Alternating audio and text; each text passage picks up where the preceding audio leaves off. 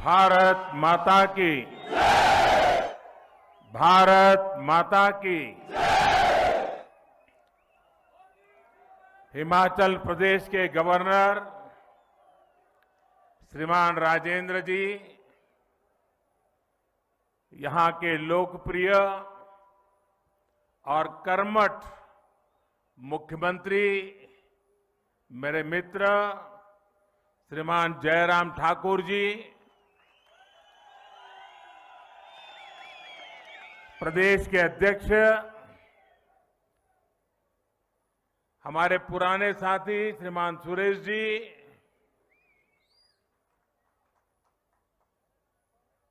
केंद्र के मंत्रिपरिषद के मेरे साथियों,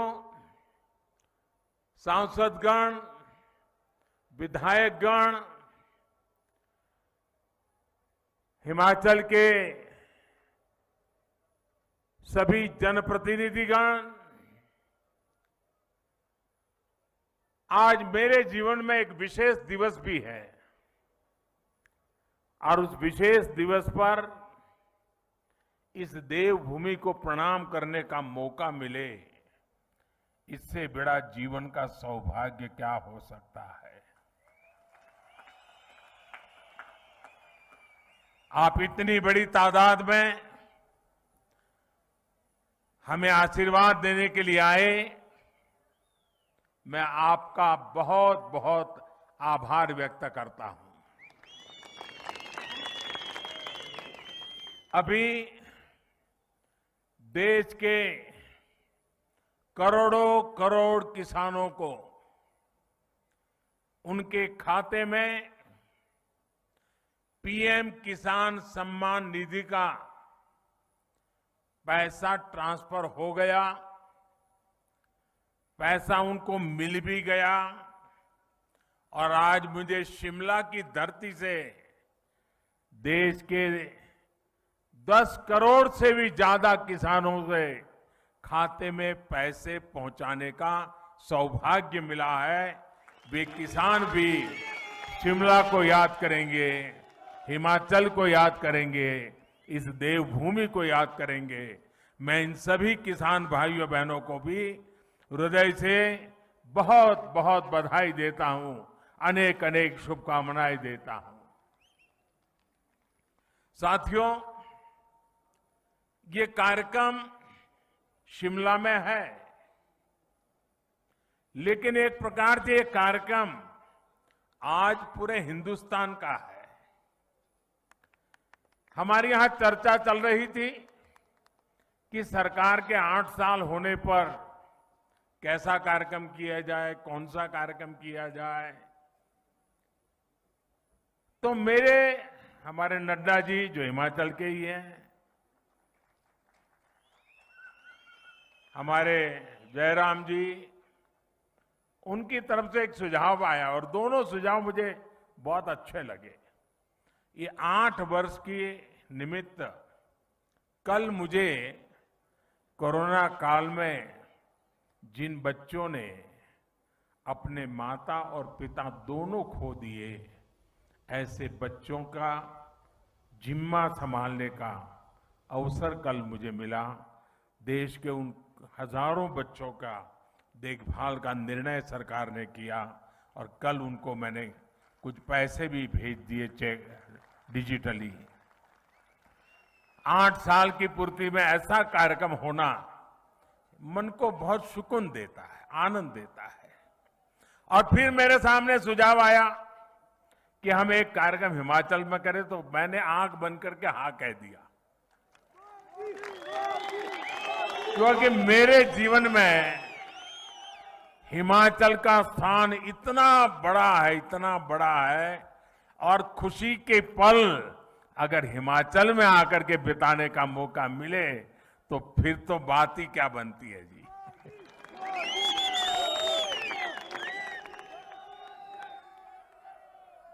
आज इसलिए मैंने कहा कि 8 साल के निमित्त देश का ये महत्वपूर्ण कार्यक्रम आज शिमला की धरती पे हो रहा है, जो कभी मेरी कर्म भूमि रही, मेरे लिए जो देवभूमि है, मेरे लिए जो पुण्य भूमि है, वहां पर मुझे आज देशवासियों को इस देवभूमि से बात करने का मौका मिले, ये अपने आप में मेरे लिए खुशी अनेक गुना बढ़ा देने वाला काम है। साथियों, 130 करोड़ भारतीयों के सेवक के तौर पर काम करने का मुझे आप सबने जो अवसर दिया, मुझे जो सौभाग्य मिला, सभी भारतीयों का जो विश्वास मुझे मिला है, अगर आज मैं कुछ कर पाता हूं, दिन रात दौड़ पाता हूं, तो ये मत सोचिए कि ये मोदी करता है, ये मत सोचिए कि मोदी दौड़ता है। ये सब तो 130 करोड़ देशवासियों की कृपा से हो रहा है, आशीर्वाद से हो रहा है, उनकी बदौलत हो रहा है, उनकी ताकत से हो रहा है। परिवार के एक सदस्य के तौर पर मैंने कभी भी अपने आप को उस पद पर देखा नहीं, कल्पना भी नहीं की है और आज भी नहीं कर रहा हूं कि मैं कोई प्रधानमंत्री हूं। जब फाइल पर साइन करता हूं, एक जिम्मेवारी होती है, तब तो प्रधानमंत्री की दायित्व के रूप में मुझे काम करना होता है। लेकिन उसके बाद फाइल जैसी चली जाती है, मैं प्रधानमंत्री नहीं रहता हूं। मैं सिर्फ और सिर्फ 130 करोड़ देशवासियों के परिवार का सदस्य बन जाता हूं। आप ही के परिवार के सदस्य के रूप में, एक प्रधान सेवक के रूप में जहां भी रहता हूं, काम करता रहता हूं और आगे भी एक परिवार के सदस्य के नाते परिवार की आशा आकांक्षाओं से जुड़ना, 130 करोड़ देशवासियों का परिवार, यही सब कुछ है मेरी जिंदगी में। आप ही हैं सब कुछ मेरी जिंदगी में, और ये जिंदगी भी आप ही के लिए है। और जब हमारी सरकार अपने 8 वर्ष पूरे कर रही है, तो आज मैं फिर से इस देवभूमि से मेरा संकल्प भी दोहराऊंगा, क्योंकि संकल्प को बार बार स्मरण करते रहना चाहिए। संकल्प की कभी विस्मृति नहीं होनी चाहिए। और मेरा संकल्प था, आज है, आगे भी रहेगा। जिस संकल्प के लिए जीऊंगा, जिस संकल्प के लिए जूझता रहूंगा, जिस संकल्प के लिए आप सबके साथ चलता रहूंगा। और इसलिए मेरा ये संकल्प है, भारतवासी के सम्मान के लिए, हर भारतवासी की सुरक्षा, उस हर भारतवासी की समृद्धि कैसे बढ़े, भारतवासी की सुख शांति की जिंदगी कैसे मिले, उसी एक भाव से गरीब, दलित हो, पीड़ित हो, शोषित हो, वंचित हो, दूर सुदूर जंगलों में रहने वाले लोग हो, पहाड़ी की चोटियों पर रहने वाले, छूट-फूट रहने वाले एक आध दो परिवार हो, हर किसी का कल्याण करने के लिए जितना ज्यादा काम कर सकता हूं, उसको करता रहूं। इसी भाव को लेकर के मैं आज फिर से एक बार इस देवभूमि से अपने आप को संकल्पित करता हूं। साथियों, हम सभी मिलकर भारत को उस ऊंचाई तक पहुंचाएंगे जहां पहुंचने का सपना आजादी के लिए मर मिट जाने वाले लोगों ने देखा था। आजादी के इस अमृत महोत्सव में भारत के बहुत उज्जवल भविष्य के विश्वास के साथ भारत की युवा शक्ति, भारत की नारी शक्ति, उस पर पूरा भरोसा रखते हुए मैं आज आपके बीच आया हूं। साथियों, जीवन में जब हम बड़े लक्ष्यों की तरफ आगे बढ़ते हैं, तो कई बार यह देखना भी जरूरी होता है कि हम चले कहां से थे, शुरुआत कहां से थी की, और जब उसको याद करते हैं तभी तो हिसाब किताब का पता चलता है कि कहां से निकले और कहां पहुंचे, हमारी गति कैसी रही, हमारी प्रगति कैसी रही, हमारी उपलब्धियां कैसी रही हैं। हम अगर 2014 से पहले के दिनों को याद करें, उन दिनों को भूलना मत साथियों, तब जाकर के ही आज के दिवसों का मूल्य समझ आएगा। आज की परिस्थितियों को देखें, पता चलेगा साथियों, देश ने बहुत लंबा सफर तय किया है। 2014 से पहले अखबार की सुर्खियों भरी रहती थी, हेडलाइन बनी रहती थी, टीवी के पर चर्चा होती रहती थी। बात क्या होती थी? बात होती थी लूट और खसोट की बात होती थी, बात होती थी भ्रष्टाचार की, बात होती थी घोटालों की, बात होती थी भाई भतीजेवाद की, बात होती थी अफसरशाही की, बात होती थी अटकी लटकी फटकी योजनाओं की। लेकिन वक्त बदल चुका। आज चर्चा होती है सरकारी योजनाओं से मिलने वाले लाभ की। सिरसा से कोई समा देवी, सिरमौर से हमारी कोई समा देवी कह देती है कि मुझे ये लाभ मिल गया। आखिरी घर तक पहुंचने का प्रयास होता है। गरीबों के हक का पैसा सीधा उनके खाते में पहुंचने की बात होती है। आज चर्चा होती है दुनिया में भारत के स्टार्टअप की, आज चर्चा होती है, वर्ल्ड बैंक भी चर्चा करता है भारत के ईज ऑफ डूइंग बिजनेस की। आज हिंदुस्तान के निर्दोष नागरिक चर्चा करती है अपराधियों पर नकेल कसने की हमारी ताकत की, भ्रष्टाचार के खिलाफ जीरो टॉलरेंस के साथ आगे बढ़ने की। 2014 से पहले की सरकार ने भ्रष्टाचार को सिस्टम का जरूरी हिस्सा मान लिया था। तब की सरकार भ्रष्टाचार से लड़ने की बजाय उसके आगे घुटने टेक चुकी थी। तब देश देख रहा था कि योजनाओं का पैसा जरूरतमंद तक पहुंचने के पहले ही लूट जाता है। लेकिन आज चर्चा जनधन खातों से मिलने वाले फायदों की हो रही है। जनधन, आधार और मोबाइल से बनी त्रिशक्ति की हो रही है। पहले रसोई में धुआं सहने की मजबूरी थी, आज उज्ज्वला योजना से सिलेंडर पाने की सहूलियत है।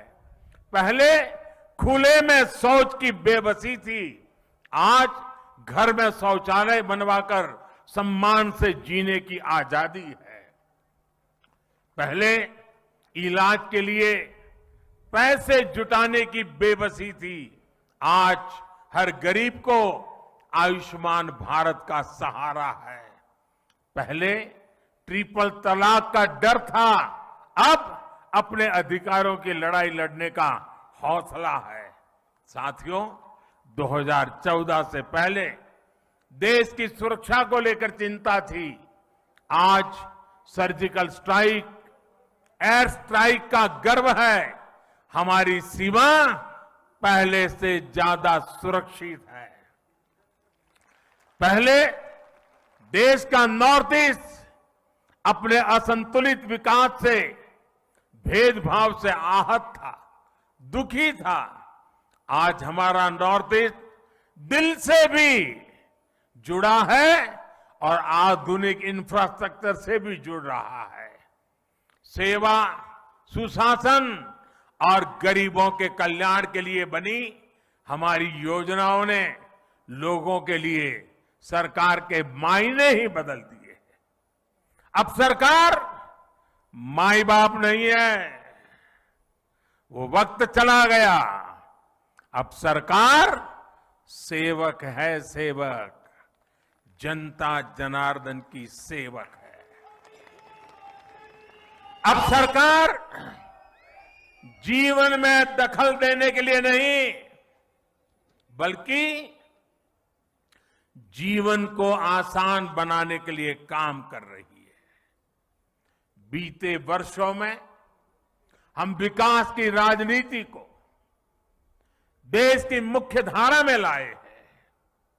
विकास की इसी आकांक्षा में लोग स्थिर सरकार चुन रहे हैं। डबल इंजन की सरकार चुन रहे हैं। साथियों, हम लोग अक्सर सुनते हैं कि सरकारें आती हैं, जाती हैं, लेकिन सिस्टम वही रहता है। हमारी सरकार ने इस सिस्टम को ही गरीबों के लिए ज्यादा संवेदनशील बनाया, उसमें निरंतर सुधार किए। पीएम आवास योजना हो, स्कॉलरशिप देना हो या फिर पेंशन योजनाएं, टेक्नोलॉजी की मदद से हमने भ्रष्टाचार का स्कोप कम से कम कर दिया। जिन समस्याओं को पहले परमानेंट मान लिया गया था, हम उसके परमानेंट सॉल्यूशन देने का प्रयास कर रहे हैं। जब सेवा, सुशासन और गरीब कल्याण का लक्ष्य हो तो कैसे काम होता है, इसका एक उदाहरण है डायरेक्ट बेनिफिट ट्रांसफर स्कीम।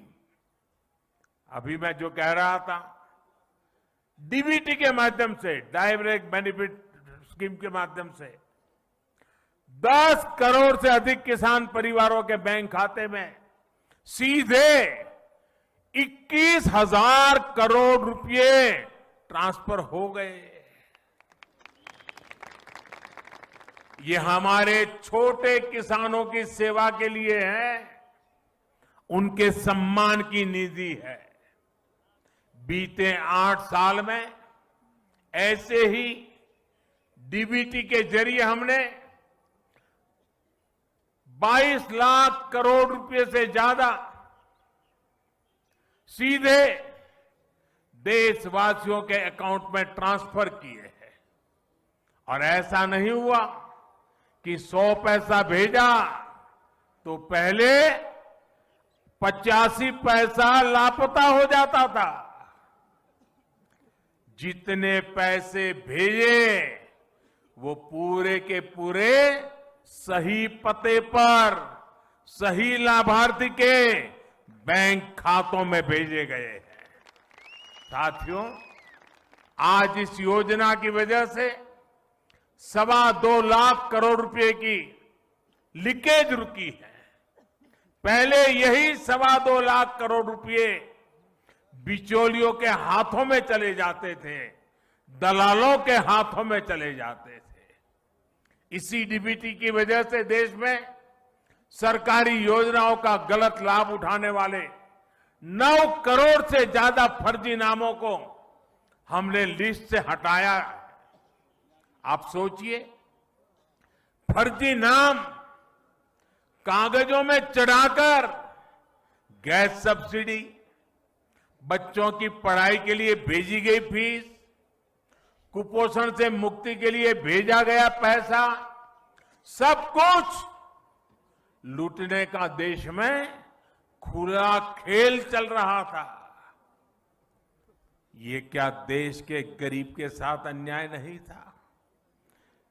जो बच्चे उज्जवल भविष्य की आशा करते हैं, उन बच्चों के साथ अन्याय नहीं था? क्या ये पाप नहीं था? अगर कोरोना के समय यही 9 करोड़ फर्जी नाम कागजों में रहते तो क्या गरीब को सरकार के प्रयासों का लाभ मिल पाता क्या?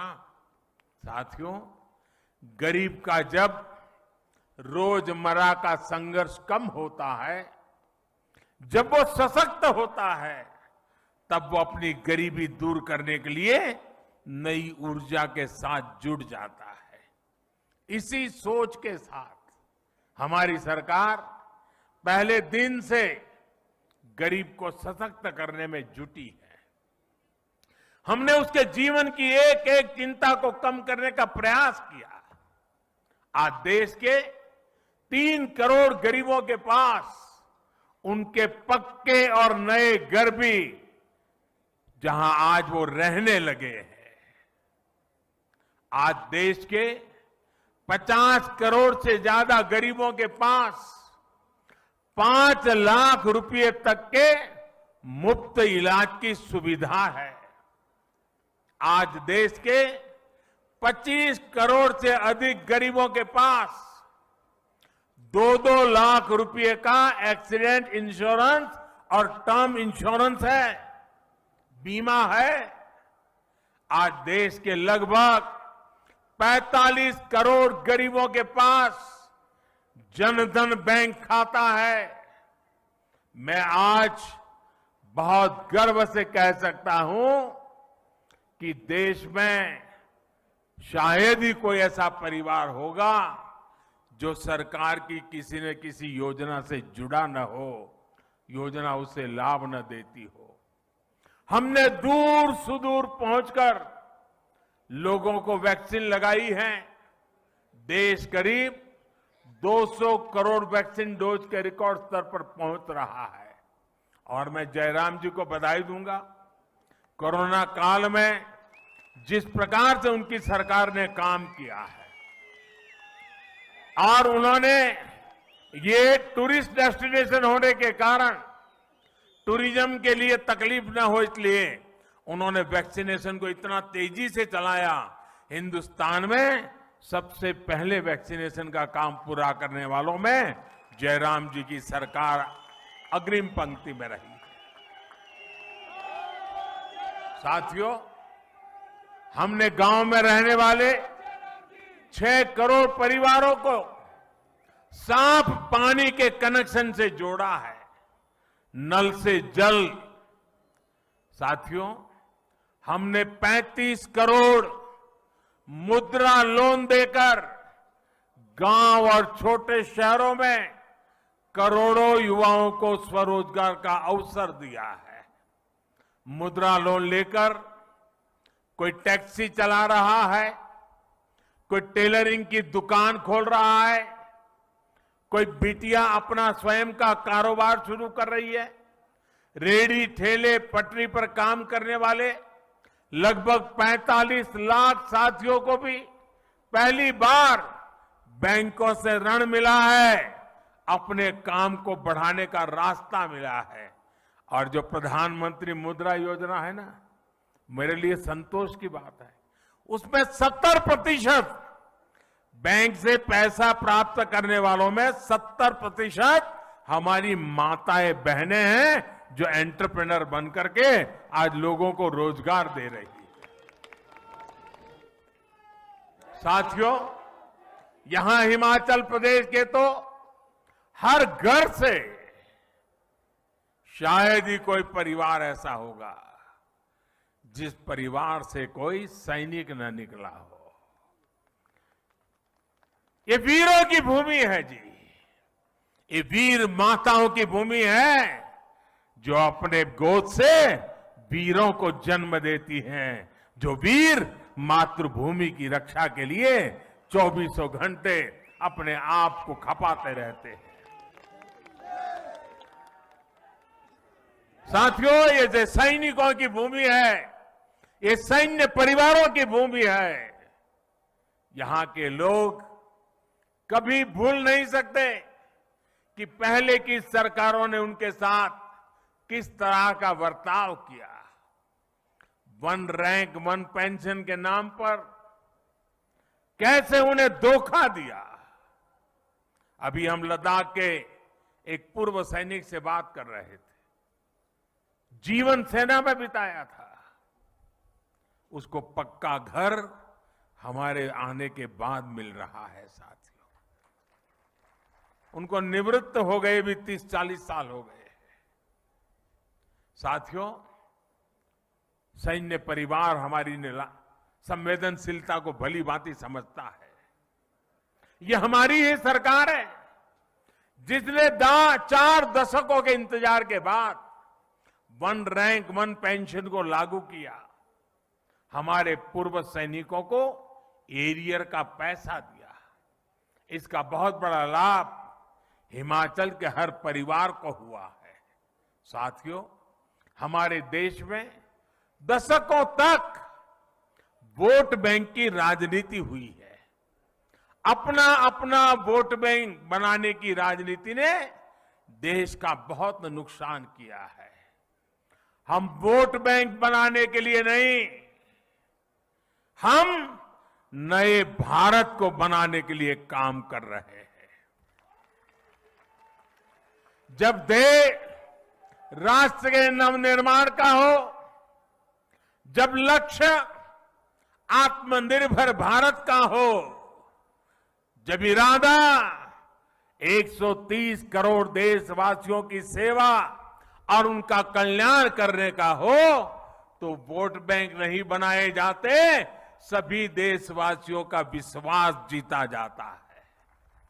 इसलिए हम सबका साथ, सबका विकास, सबका विश्वास और सबका प्रयास की भावना से आगे बढ़ रहे हैं। सरकार की योजनाओं का लाभ सबको मिले, हर गरीब को मिले, कोई गरीब छूटे नहीं।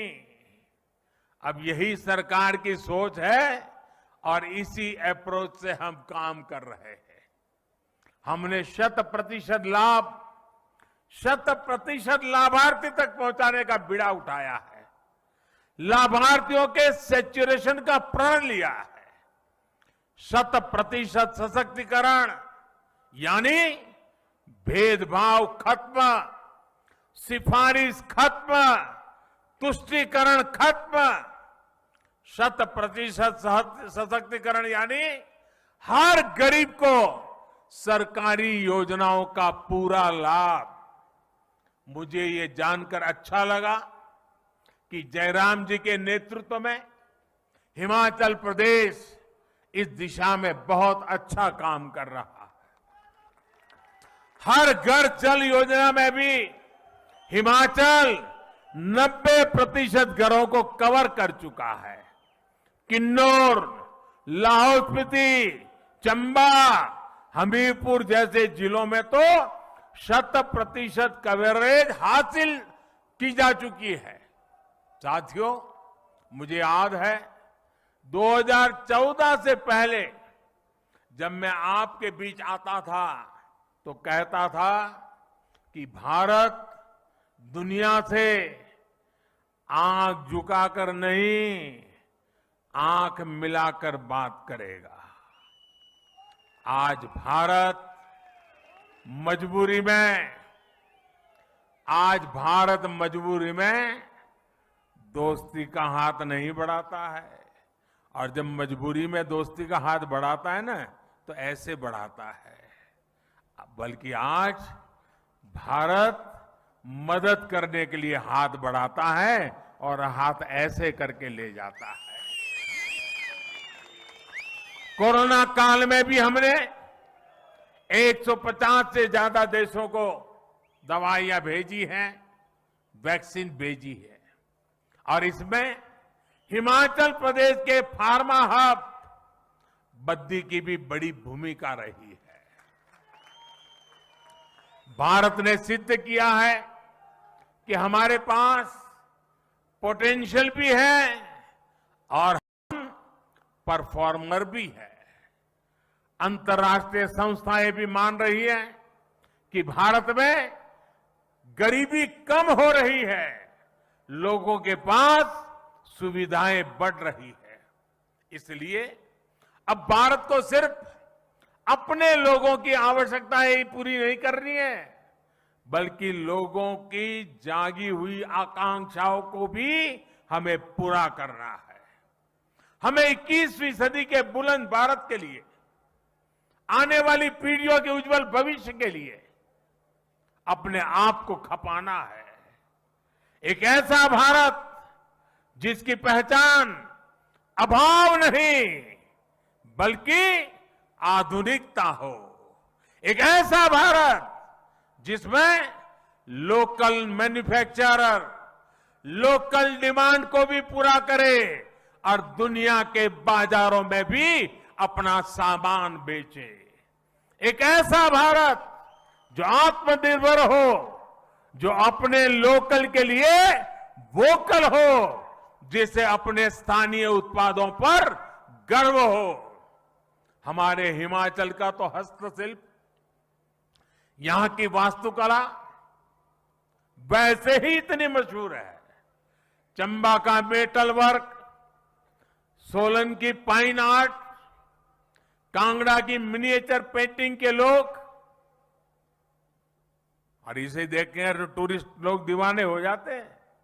ऐसे उत्पाद देश के कोने कोने में पहुंचे, अंतर्राष्ट्रीय बाजारों की रौनक बढ़ाए, इसके लिए हम काम कर रहे हैं। वैसे भाइयों और बहनों, हिमाचल के स्थानीय उत्पादों की चमक तो अब काशी में बाबा विश्वनाथ के मंदिर तक पहुंच गई है। कुल्लू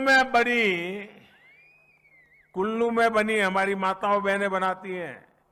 कुल्लू में बनी पुहलें सर्दी के मौसम में काशी विश्वनाथ मंदिर के पुजारियों और सुरक्षा कर्मियों की मददगार बन रही है। बनारस का सांसद होने के नाते मैं इस उपहार के लिए हिमाचल प्रदेश के लोगों का विशेष आभार व्यक्त करता हूं। साथियों, बीते 8 वर्षों के प्रयासों के जो नतीजे मिले हैं, उनसे मैं बहुत विश्वास भरा हुआ हूं, आत्मविश्वास से भरा हुआ हूं। हम भारतवासियों के सामर्थ्य के आगे कोई भी लक्ष्य असंभव नहीं है। आज भारत दुनिया की सबसे तेजी से बढ़ती अर्थव्यवस्थाओं में एक है। आज भारत में रिकॉर्ड विदेशी निवेश हो रहा है। आज भारत रिकॉर्ड एक्सपोर्ट कर रहा है। 8 साल पहले स्टार्टअप्स के मामले में हम कहीं नहीं थे। आज हम दुनिया के तीसरे बड़े स्टार्टअप इकोसिस्टम हैं, तीसरे बड़े। करीब करीब हर हफ्ते हजारों करोड़ रुपयों की कंपनी हमारे युवा तैयार कर रहे हैं। आने वाले 25 साल के विराट संकल्पों की सिद्धि के लिए देश नई अर्थव्यवस्था के नए इंफ्रास्ट्रक्चर का निर्माण भी तेजी से कर रहा है। हम एक दूसरे को सपोर्ट करने वाली मल्टी मॉडल कनेक्टिविटी पर फोकस कर रहे हैं।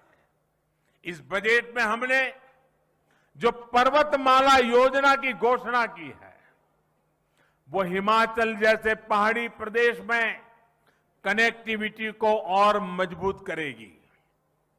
इतना ही नहीं, हमने वाइब्रेंट बॉर्डर विलेज, इसकी जो योजना बजट में रखी है, उसके कारण सीमा पर बसे हुए जो गांव है, ये गांव वाइब्रेंट बने, टूरिस्ट डेस्टिनेशन बने, एक्टिविटी के सेंटर बने। सीमा पर सटे हुए गांव, उनके विकास के लिए भारत सरकार ने एक विशेष योजना बनाई है। ये वाइब्रेंट बॉर्डर विलेज की योजना का लाभ मेरे हिमाचल के सीमावर्ती गांवों को स्वाभाविक रूप से मिलने वाला है। साथियों, आज जब हम दुनिया का सर्वश्रेष्ठ डिजिटल इंफ्रास्ट्रक्चर बनाने पर फोकस कर रहे हैं, हम देश भर में स्वास्थ्य सेवाओं के आधुनिकीकरण पर काम कर रहे हैं। Ayushman Bharat health infrastructure mission के तहत जिला और ब्लॉक स्तर पर क्रिटिकल हेल्थ केयर सुविधाएं हम तैयार कर रहे हैं। हर जिले में एक मेडिकल कॉलेज हो, इस दिशा में काम चल रहा है। और इतना ही नहीं, गरीब मां का बेटा बेटी भी अब डॉक्टर बनने का सपना पूरा कर सकता है।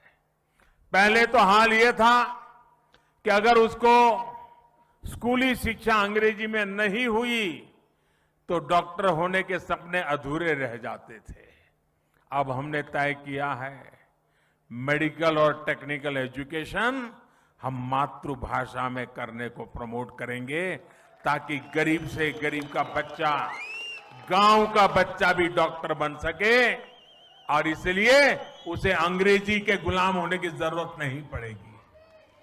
साथियों, देश में एम्स जैसे बेहतरीन संस्थानों का दायरा देश के दूर सुदूर के राज्यों तक बढ़ाया जा रहा है। बिलासपुर में बन रहा एम्स इसका एक प्रत्यक्ष प्रमाण है। अब हिमाचल वासियों को चंडीगढ़ या दिल्ली जाने की मजबूरी नहीं रहेगी। साथियों, ये सारे प्रयास हिमाचल प्रदेश के विकास को भी गति देने का काम कर रहे हैं। जब अर्थव्यवस्था मजबूत होती है, रोड कनेक्टिविटी, इंटरनेट कनेक्टिविटी बढ़ती है, स्वास्थ्य सेवाएं सुधरती हैं, तो ये टूरिज्म को भी बढ़ाता है।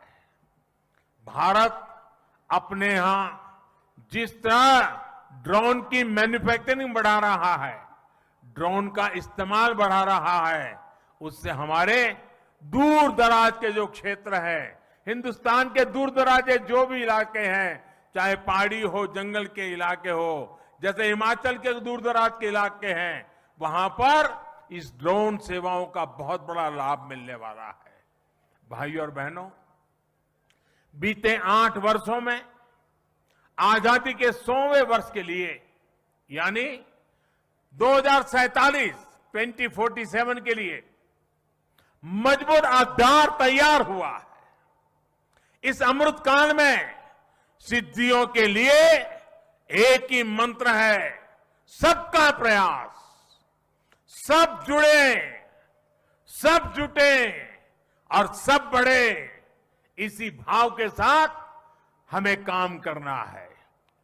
कितनी सदियों के बाद और कितनी पीढ़ियों के बाद ये सौभाग्य हमें मिला है, हमारी आपकी पीढ़ी को मिला है। इसलिए आइए हम संकल्प लें, हम सबका प्रयास कि इस आह्वान में अपनी सक्रिय भागीदारी निभाएंगे, अपना हर कर्तव्य निभाएंगे।